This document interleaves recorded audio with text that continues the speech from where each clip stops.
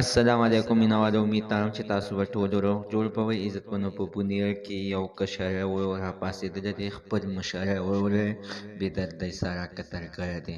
راځئ مینوال د دغه کشره ورور خبرې تاسو سره موږ په دې ویډیو کې شریکوو چې د مشره ورور اخر په څه باندې قتل کوو. ټول معلومات عزتمن زه تاسو سره په دې ویډیو کې شریکوم. موږ ته دا ویډیو تر اخره پورې وګورئ چې تاسو ته پوره معلومات در ورسیږي. دې معلومات نه مخکې زه تاسو ته دا یادګینه وکړم، تاسو کو چینل زموږ په دې سوپر کلیک چینل کې نوی وي، چینل هم نوی سبسکرایب کړئ. مهرباني وکړئ تاسو زموږ د سوپر کلیک چینل د سره سبسکرایب کړئ، خوا کې ورسره د ټالۍ نشان ووهئ چې هر یوه نوي معلومات ویډیو تاسو ته په اسانۍ باندې در ورسیږي. عزتمنو وروسته د ظلم زیاتی کیږي. عزتمنو په بونیر کې کشره ورور راپاڅېدلی دی، خپل مشره ورور یې په څه خبره باندې ایښی دی. مینوال تر اوسه پورې د دغې خبرې پته نه ده لګېدلې چې دی اخر په څه باندې قتل کړی.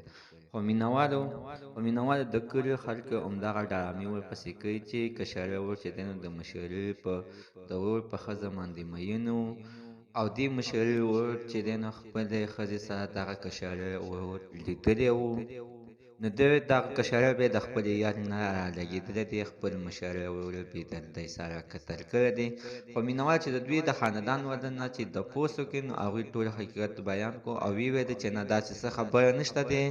کشرې ورور باید نشه کوله، دغه د نشې د وجې نه عزتمنو دی مشرې ورور به ورته ګورېدلو او په ده باندې به دا خبرې ډېرې زیاتې سختې بدې لګېدلې. ده سره په بډه باندې تمانچه وه چې دغه ټیم کې د تمانچه راواخیسته او خپل مشره ورور محمد لایق شاه یې بېدردۍ سره قتل کړو. مینهوال خلک ورپسې دلته قسم ډرامې کوي، ځکه عزتمنو چې کشرې باندې همیشه دپاره دغه شانتې انظامات لګي، دغه شانتې خلک ورپسې خبرې هم کوي. مینهوال څوک د کور د حالات نه نه خبر، چې کله چې د کورنۍ ورپسې خبرې وکړي نو ټول حقیقت به درته ښکاره شي.